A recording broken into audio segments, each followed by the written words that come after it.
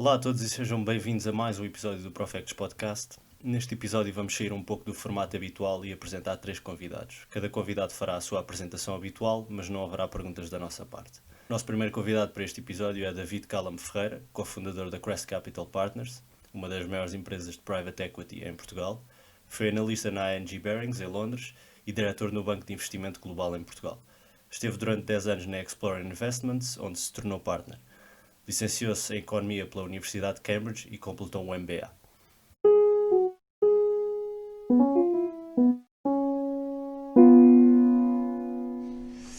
Pronto, os 3 livros que eu escolhi são 3 livros que obviamente que eu gostei, diferentes, muito mais sobre com uma história gira ou com um estilo de escrita de que eu gosto e que de alguma forma ficaram na minha memória como livros que eu sugiro para outros e que eu recomendo e que vou revisitando e até revisitei a propósito da conversa de hoje. Também, só para uma nota que eu acho que é curiosa, eu tento ler sempre os livros em versão original. Eu estudei em Inglaterra e, portanto, leio e escrevo bem em inglês. Uma altura da minha vida até que escrevia melhor em inglês e lia melhor em inglês do que em português. Mas, portanto, um livro em inglês fácil ler em inglês, em português, e quando não sei ler a língua original, porque não sei ler espanhol bem nem francês, para ler livros de uma forma ou alemão que me dê gozo, tendo de ler o mais próximo da versão original. Portanto, se for um livro francês ou espanhol, leio a tradução portuguesa. Se for um livro alemão, leio a tradução inglesa. Porque acho que tem a parte latina e não latina. Aliás, vê-se quando um inglês traduz um livro português ou vice-versa. Eu acho que a coisa às vezes não sai bem. E pronto, essa é uma nota da forma como eu às vezes também procuro ler. Dos 3 livros, portanto, começando se calhar com o que li há mais tempo e também o mais antigo, o Gambler, de Dostoiévski. Portanto, é um livro, acho que não foi o primeiro livro que eu li dele. Eu gosto muito dos escritores russos. Também tinha um padrasto que lia muitos livros russos, e porque na Inglaterra há um histórico muito grande de escritores russos terem sucesso, sendo Dostoiévski, o Conrad e o Tolstói, obviamente. Sendo que, obviamente, também, o Tolstói é universal, mas o Conrad é um livro que eu acho que lê-se pouco em Portugal. Não sei se já leram o livro, eu cheguei a ler para aí 4 ou 5 livros dele. Mas o Dostoiévski é um livro pequeno, só que eu achei muito marcante porque trata de uma. É um livro onde ele faz dissecta, no fundo, a natureza humana numa altura, numa situação de fragilidade, que é como uma roleta, com o jogo e com uma dificuldade em qualquer uma das personalidades que estão no livro em controlar-se quando começam a perder. E acho que todos têm uma coisa engraçada que eu acho que já aconteceu a muita gente, não é? Que uma primeira vez ou a segunda vez ganham, depois acham que isto vai se repetir, então voltam a jogar.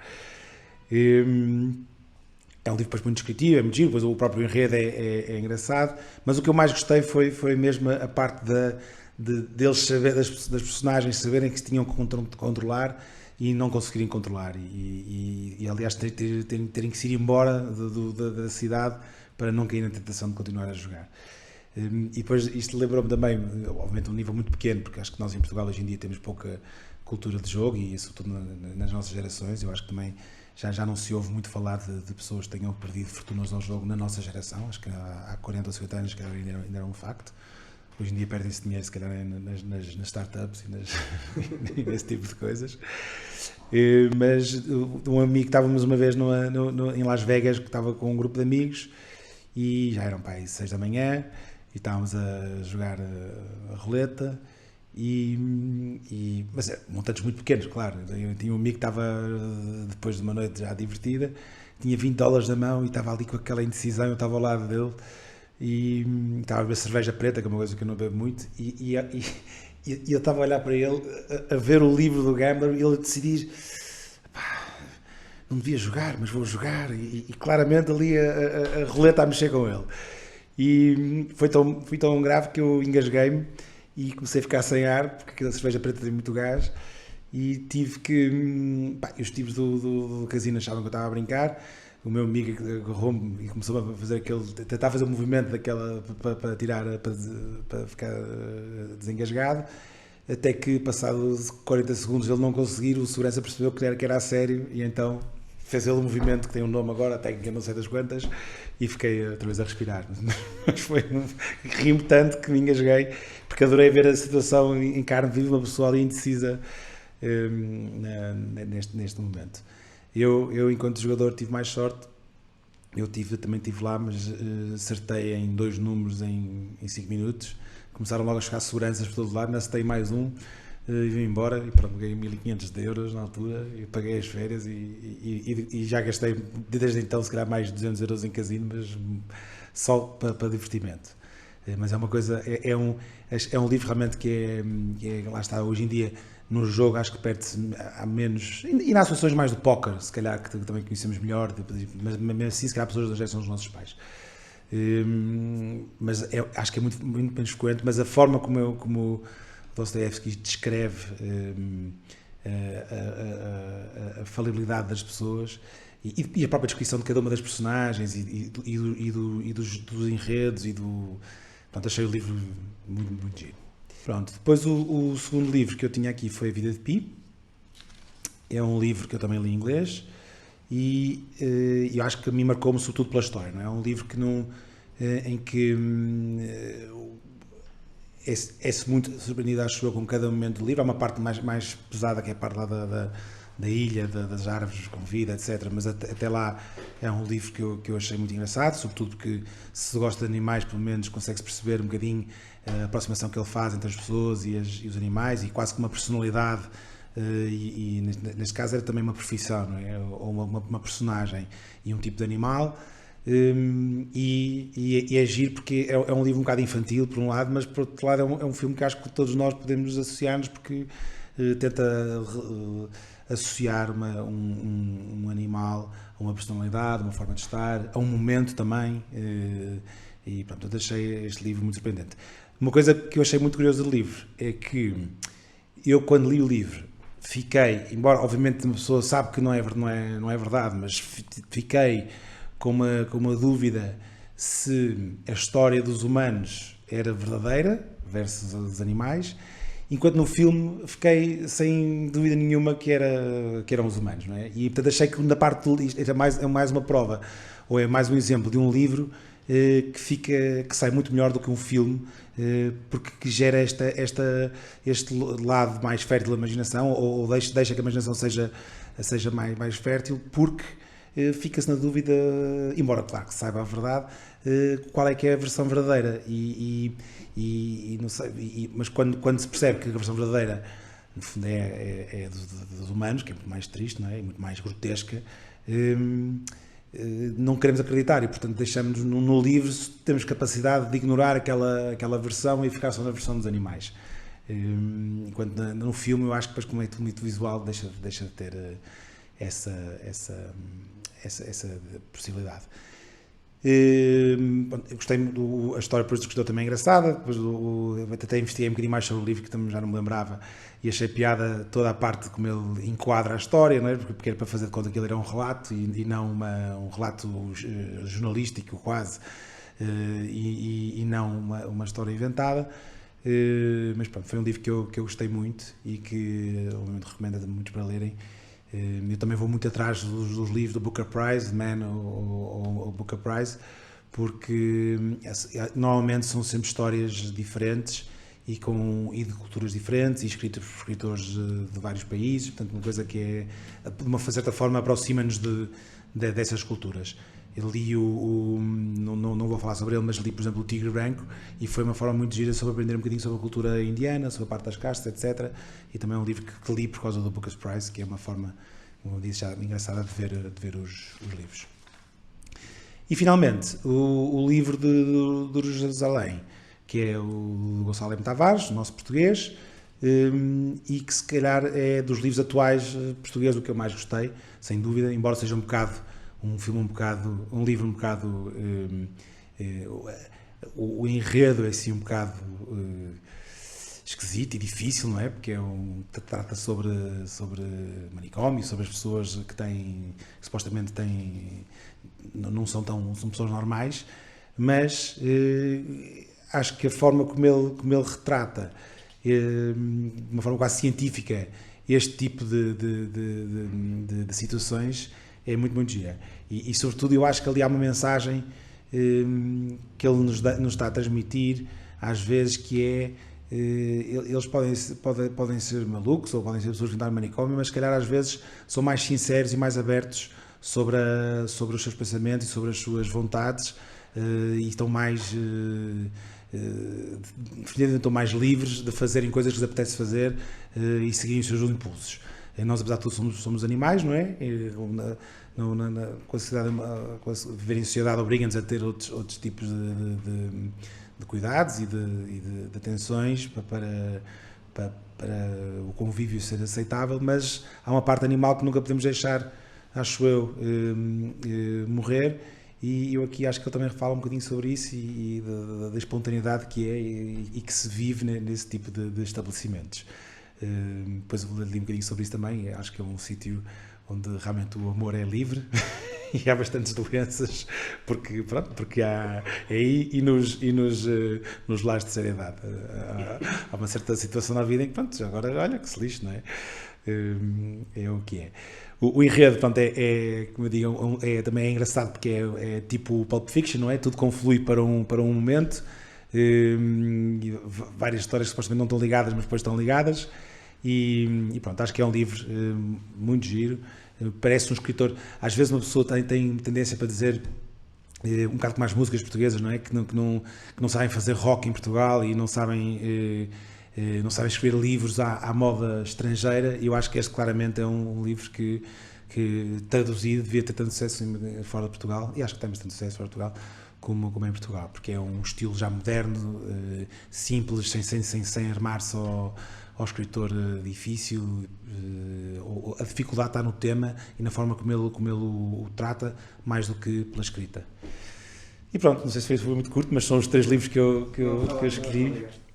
Para a segunda parte deste episódio, vamos ter Ana Sebastião, neurocientista, é professora catedrática de Neurociências e diretora do Instituto de Farmacologia e Neurociências da FMUL. É investigadora e group leader do laboratório dedicado à comunicação neuronal e sinaptopatias do IMM, onde se dedica a áreas como modulação da atividade sináptica, neurónios motores, fatores neurotróficos e outras. Foi presidente da Sociedade Portuguesa de Neurociências e da Sociedade Portuguesa de Farmacologia. Licenciou-se em Biologia pela Universidade de Lisboa e obteve um doutoramento em Bioquímica na Universidade Nova de Lisboa. Sem mais demoras, Ana Sebastião.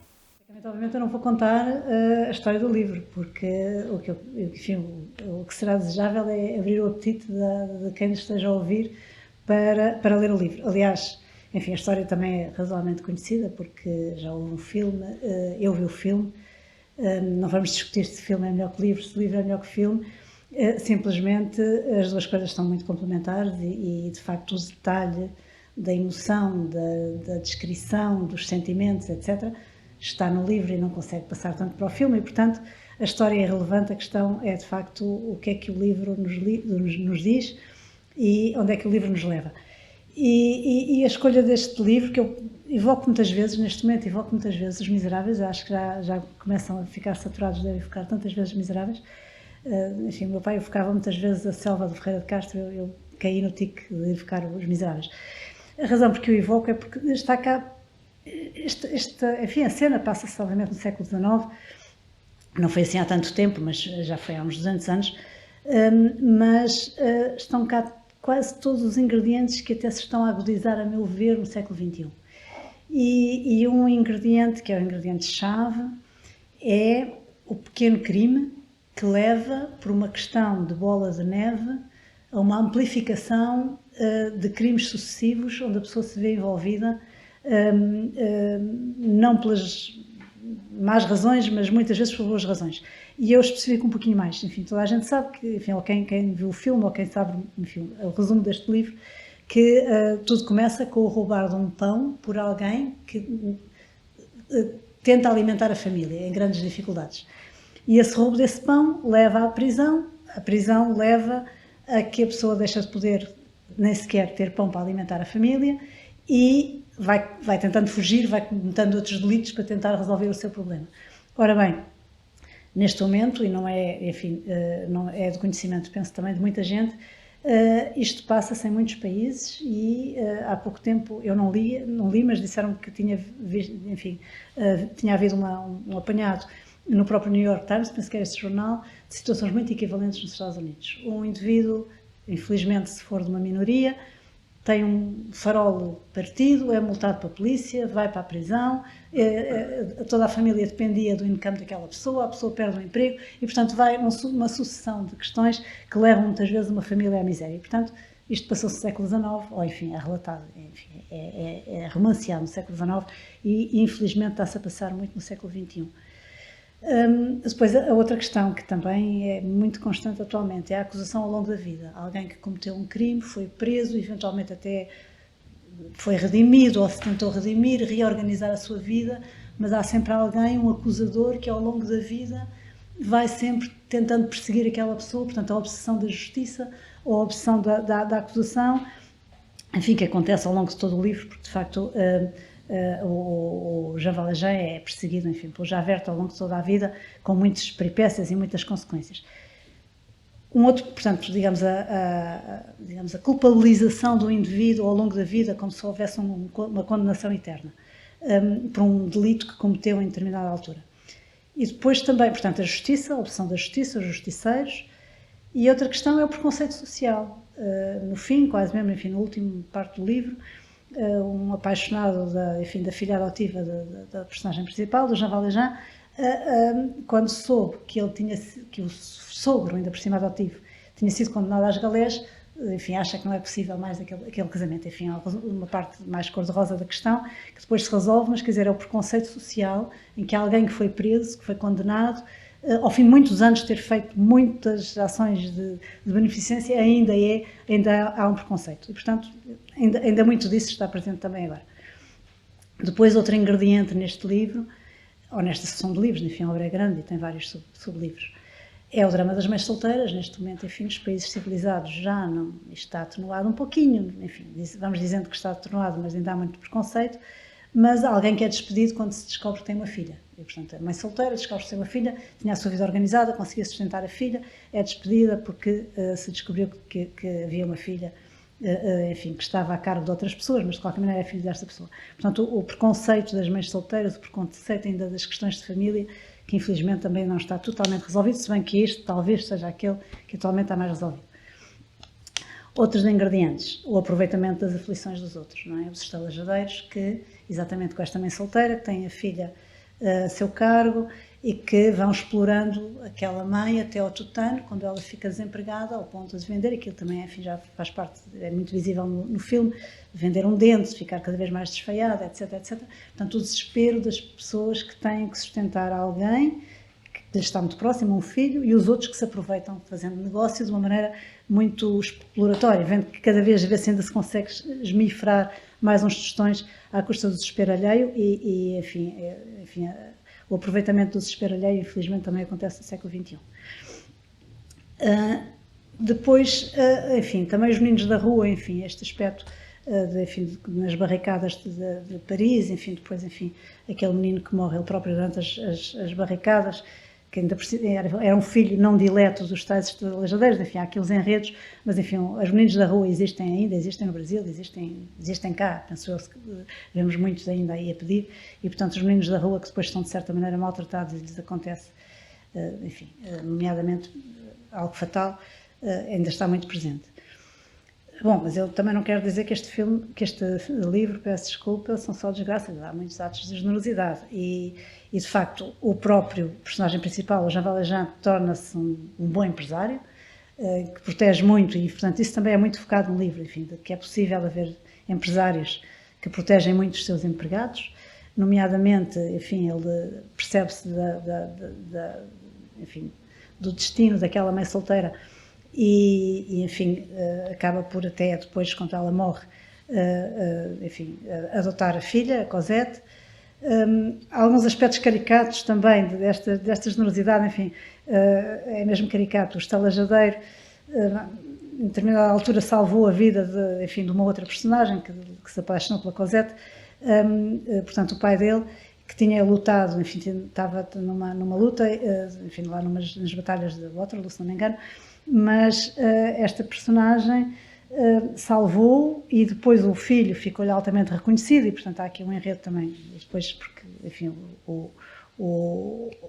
há aqui um cruzamento de vários interesses opostos, mas salvou o pai desta personagem principal porque andava a roubar os mortos, isto é, havia mortos na batalha, andava a ver se conseguia, enfim, tirar as joias que os mortos poderiam ter, ou as alianças, viu alguém a mexer debaixo dos mortos e salvou, e portanto há aqui alguns ingredientes caricatos.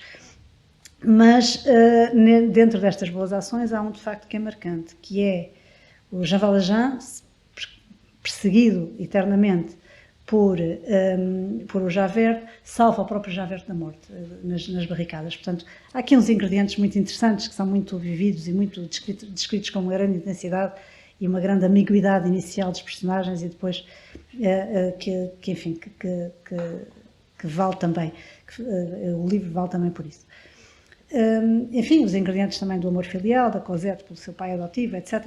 E, portanto, há aqui tantos ingredientes que são tão presentes atualmente, de perseguição, de obsessão da justiça, os justiceiros, os preconceitos, etc., e exploração, muitas vezes, dos infelizes, que infelizmente, era bom que não estivessem, mas estão presentes também no século XXI, e por isso eu cito muitas vezes este livro, e mais uma vez, enfim, às vezes faz uma palavra para o filme, porque eu acho que quem viu o filme é muito importante que leia o livro e faça o paralelo, porque o livro é intenso, é intensíssimo. O filme é muito bom, do seu ponto de vista da criação visual, mas o livro é mesmo intenso na sua capacidade narrativa e é de não perder para quem quiser explorá-lo um pouco mais. Para a terceira parte deste episódio, vamos ter Teresa Roque, diretora-geral do Rentipar e membro da direção da St. Julian's School e colunista. Foi membro da direção da Fundação Horácio Roque e vice-presidente não executiva da Açoriana Seguros e Banif. Licenciou-se pela Universidade de Oxford em Política, Filosofia e Economia e obteve um mestrado na Johns Hopkins University em Economia e Relações Internacionais. Sem mais demoras, Teresa Roque. Eu escolhi o livro O Rapaz de Pijamas às Riscas. Vou admitir já desde o início que li o livro em inglês. Portanto, se houver aqui algumas palavras que me escapam em inglês e não em português, os seguidores deste podcast hão de certamente compreender. Porquê este livro? Primeiro, uma razão mais emotiva foi um livro que eu li com a minha filha quando ela tinha 10 anos. Portanto, ela lia uma página, eu lia a outra. E lemos assim, portanto, era ao final do dia, quando enroscávamos as duas na cama e lemos este livro e, de facto, este livro foi a primeira introdução que ela teve, diremos, a um tema de história. Uma história, um evento que passou mesmo na nossa história. Portanto, as duas personagens principais não podiam ter nascido em situações mais díspares, mas de facto a vida deles é um reflexo uma da outra. Portanto, temos o Bruno, são dois rapazes com 9 anos, ambos nasceram exatamente no mesmo dia. O Bruno é um rapaz alemão. Tenho que começar a dizer que o livro passa-se durante o Holocausto e durante aqueles anos da solução final que o regime nazi, portanto, decidiu implementar. Portanto, o Bruno é o filho de um comandante que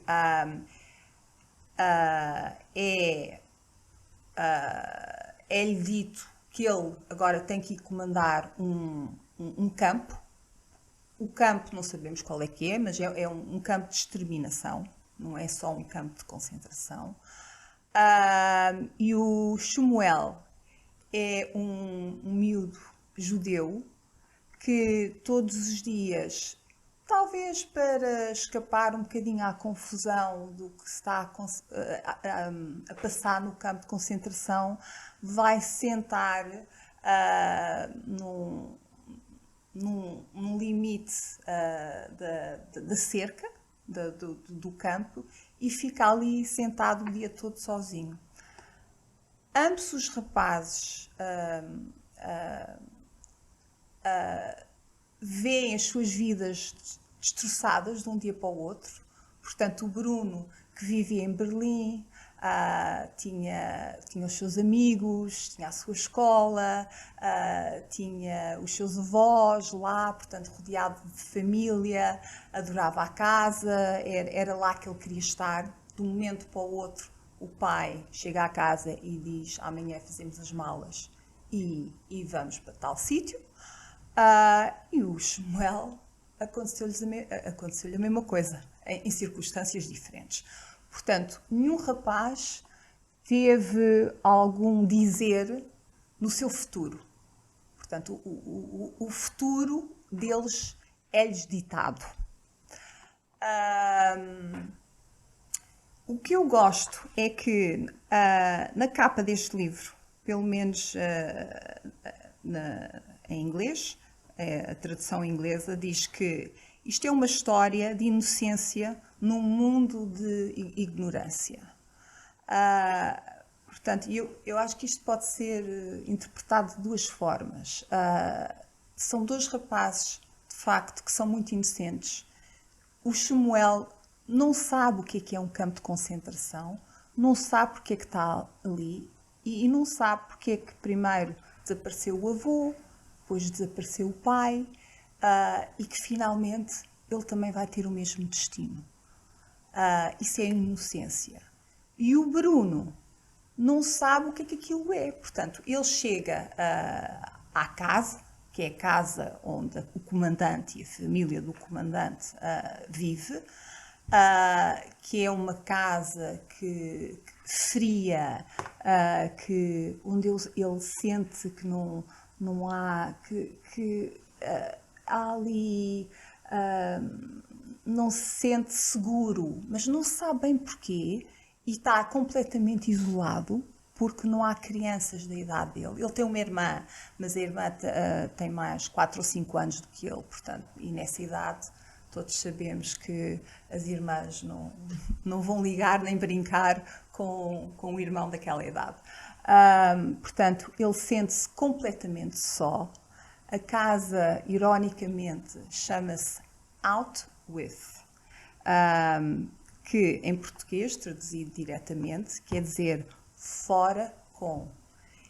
E é isso mesmo que é a casa. A casa está fora do campo de concentração, mas, no entanto, está intimamente ligada ao campo de concentração, porque é lá que vive o comandante.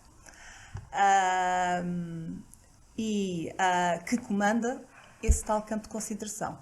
E o Bruno, do quarto do Bruno, ele tem uma janelinha pequenina e consegue ver à distância que há ali uma concentração de pessoas e parecem que estão todas vestidas de pijama, porque têm roupas às riscas. E inicialmente ele não sabe se são agricultores, não sabe muito bem o que é aquilo, mas depois de estar umas semanas sem nada para fazer, tem o seu tutor, mas depois do tutor não tem ninguém com quem brincar, ele, como qualquer rapaz de 9 anos, começa a explorar e vai ter ao campo de concentração, obviamente sem a família saber. E é aí que conhece o Shmuel. E desenvolve-se pouco a pouco uma amizade. E é uma amizade pouco comum em rapazes desta idade, porque não é uma amizade baseada na brincadeira, porque eles não conseguem brincar. O Shmuel está de um lado da cerca e o Bruno está do outro lado. Mas ambos sentem-se tão sós que rapidamente começam a criar aqui uma química. Nem o Shmuel consegue explicar o que é que aquilo é, porque ele não sabe, Ele só sabe que de um dia para o outro foi retirado da sua casa, foi posto num gueto e depois num comboio que levou àquele sítio. O avô desapareceu logo, portanto, o pai todos os dias tem que ir trabalhar num certo sítio, desaparece e ele fica sozinho.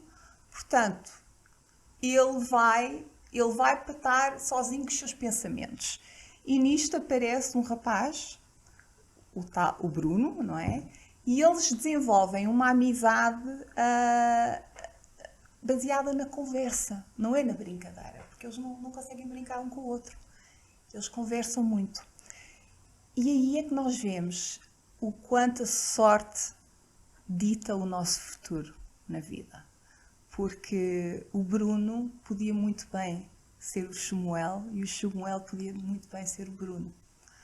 Mas a vida ditou que era assim e eles tornam-se muito amigos. Há de facto um episódio estranho. Obviamente que essas pessoas, portanto, a casa tem visitas, mas as visitas são pessoas ligadas ao campo de concentração. Há um tenente que é o braço direito do comandante do campo de concentração, que é uma pessoa absolutamente sádica.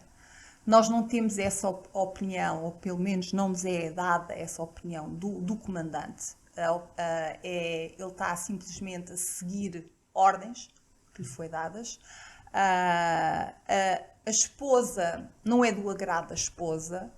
A filha vai se entretendo porque este tenente-coronel, enfim, há ali um certo flirt entre os dois e não sente tanta solidão.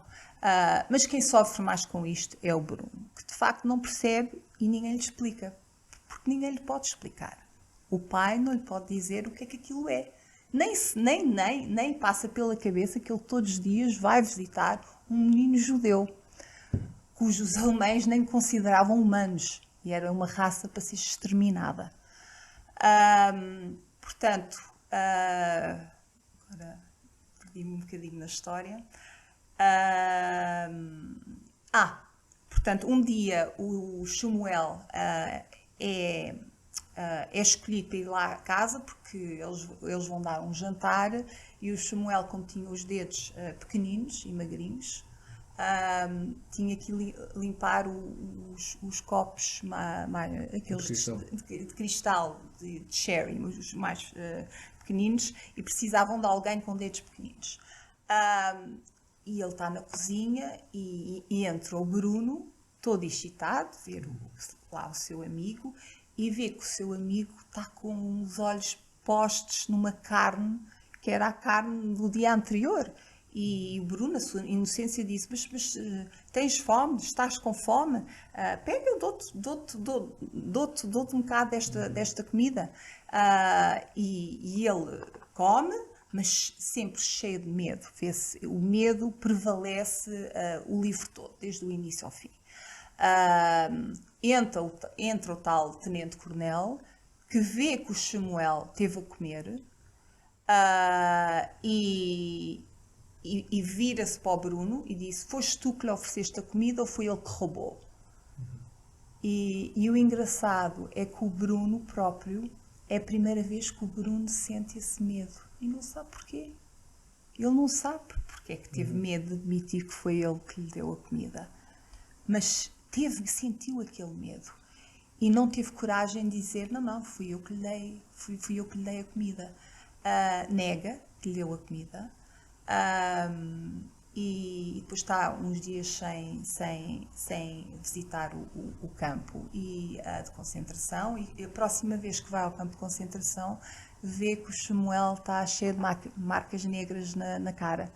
E vejam só a inocência, que a pergunta dele é: mas o que é que te aconteceu? Caíste da tua bicicleta? Portanto, isto de facto é uma inocência pura, em contraste com uma parte da nossa história, quer dizer, que é totalmente maléfica.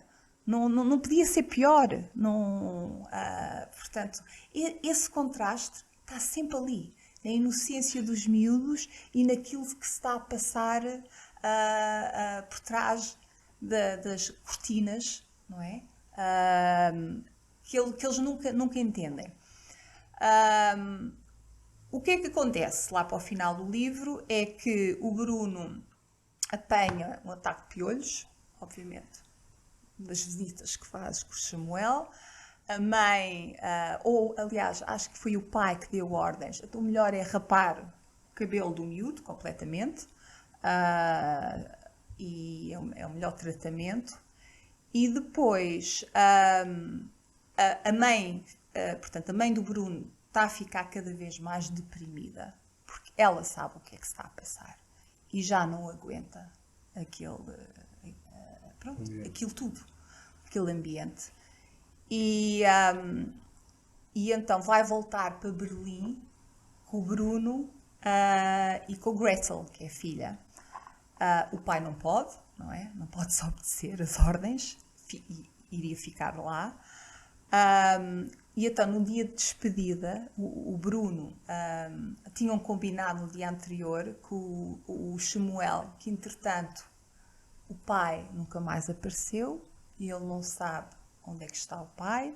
O campo é um campo grande, ele tem estado à procura do pai, mas há uma semana que não sabe onde é que está o pai. E tinha pedido ajuda ao Bruno. Achas que me consegues ajudar a encontrar o meu pai?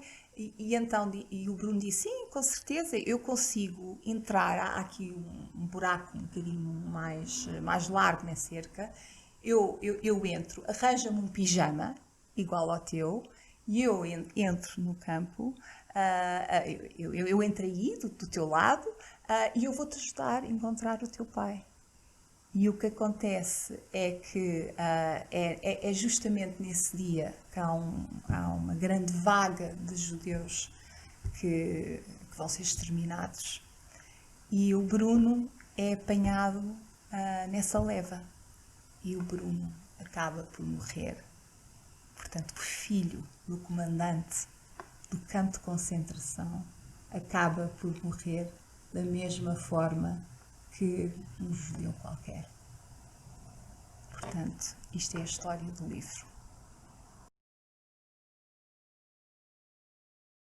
Na OSE Energia temos um serviço integrado e especializado de energias, combustíveis líquidos e de aviação, eletricidade, pellets e gás para a sua casa. E temos também uma energia que mais ninguém tem, a das pessoas. Sempre com a melhor assistência técnica. OSE Energia, a energia que aproxima Portugal.